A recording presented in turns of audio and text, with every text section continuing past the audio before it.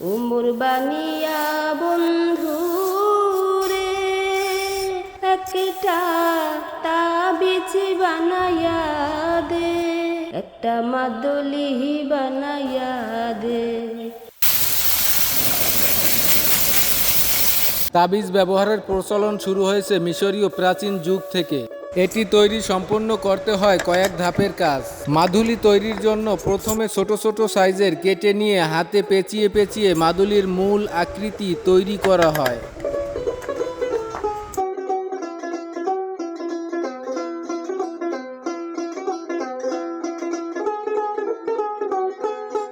এখন তামার পাতের উপর লিকুইড পাইন দিয়ে শত শত মাদুলি খাড়াভাবে রাখতে হবে।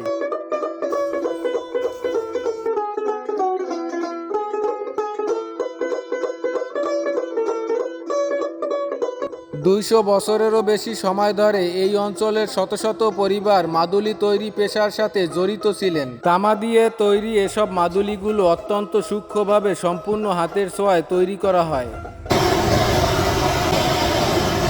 বর্তমানে বাজারে কম মূল্যের বিভিন্ন প্রকারের মাদুলি বের হওয়াতে টিকে থাকতে হিমশিম খাচ্ছেন এখানকার কারিগররা। আজকের ভিডিওতে আমরা মাদুলি তৈরির সম্পূর্ণ প্রসেস দেখানোর চেষ্টা করব।